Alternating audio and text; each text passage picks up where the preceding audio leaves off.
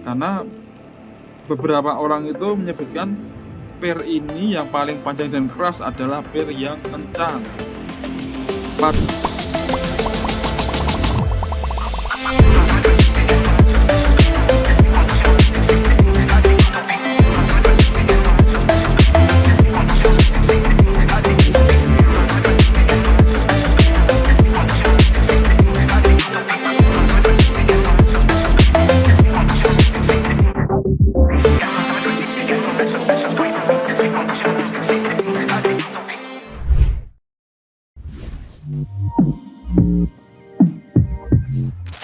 Yang perlu diperhatikan pada per ini adalah bagaimana cara memilih per CVT yang benar, yang sesuai spek mesin agar sliding shaft dan puli lanang ini atau puli cowok ini bisa bekerja optimal antara saat idle dan menuju akselerasi hingga menuju pada top speed.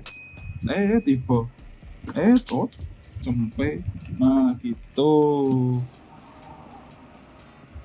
Ya, jangan sampai kalian hanya modal enggak mas ini gini enggak gini.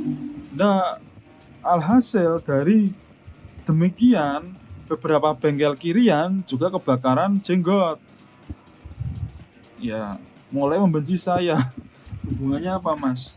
Karena bengkel kirian tersebut itu bertumpu pada per panjang itu tidak sepenuhnya jelek.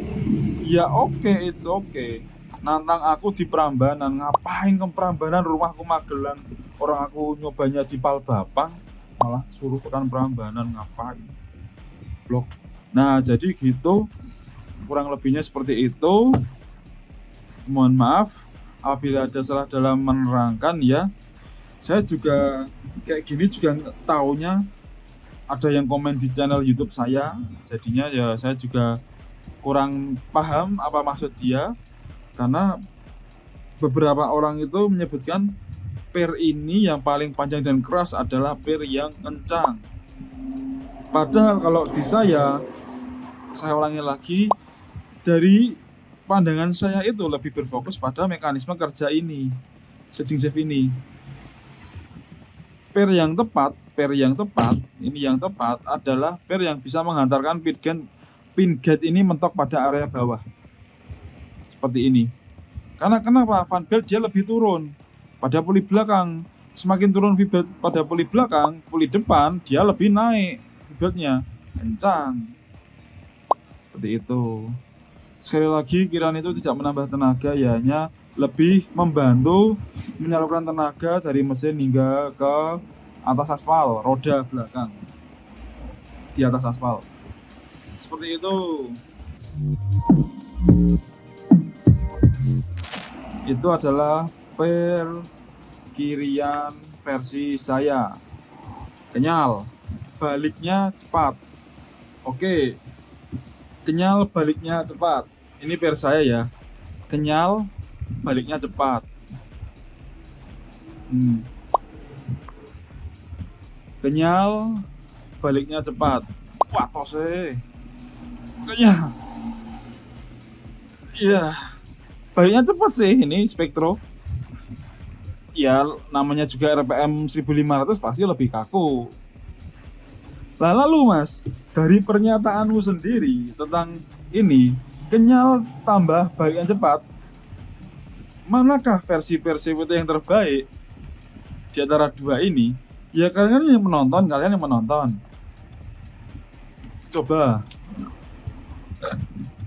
ambil nilainya, ambil mana yang bagus. Kalian bisa menilai sendiri toh. Nah, sama ini.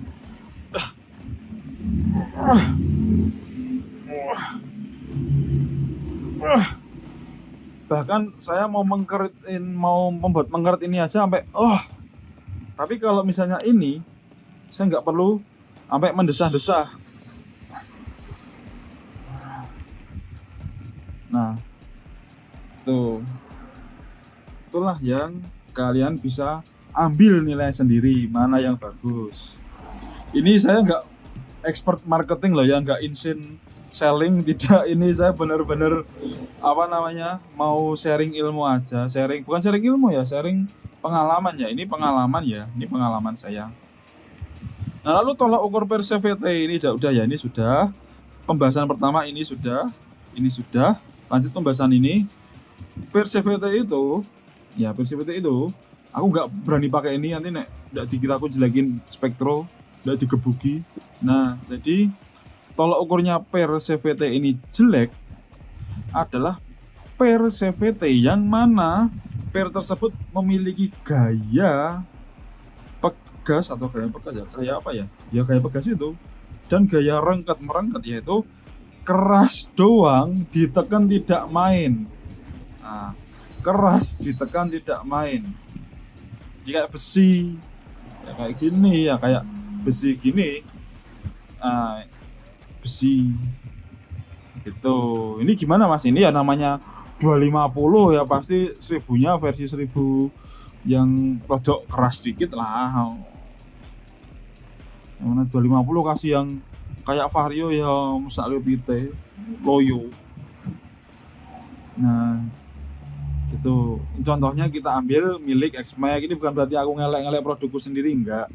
Cuman ini keras banget bagi saya. Tapi kalau untuk motor 250 ini masih yang oke lah. Nah, contohnya ini keras. Ini bukan berarti aku menjelekkan produkku sendiri ya. Sementara nggak salah, nggak serba salah lagi. Nah, ini kalau keras doang, itu biasanya dia jelek.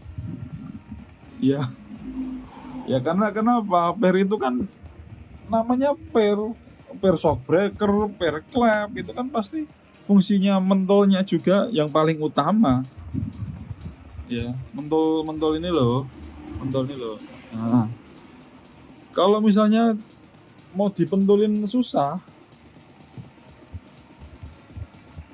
kayak susah, ya buat apa fungsinya per?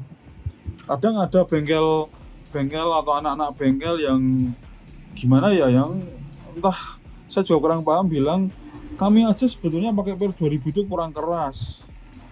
Nah, itu kurang keras. Yang dicari apa itu? Iya loh.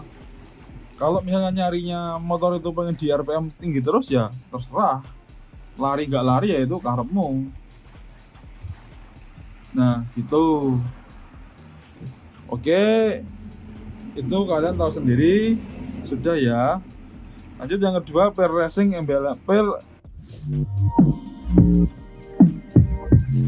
racing berembel-embel. Itu ya embel-embel racing lah, maksudnya ini embel-embel racing. Itu biasanya kebanyakan ya, tidak semuanya keras doang bikin tarikan atas lemot. Iya enggak? Tapi kalau motornya udah spekan masa spekan mono ya, karepmu cari yang terbaik. Ini semuanya khusus motor setan.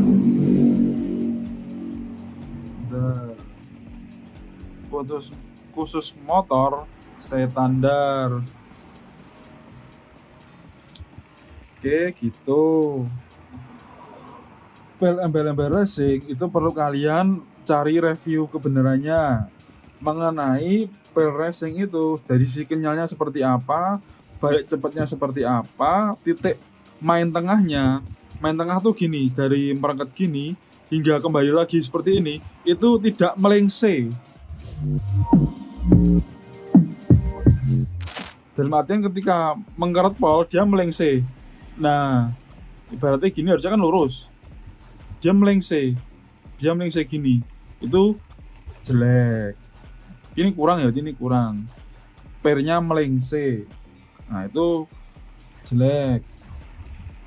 Nah, itu keras doang, iyalah bikin tarikan atas lemot. Orang mau per racingnya mau sampai gini aja susah,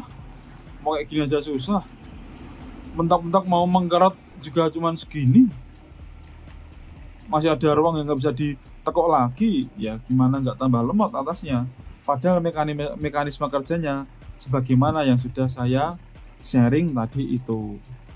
Kayak ini per ya, ini per, pembahasan per ya tentang per panjang pendek versi 2024.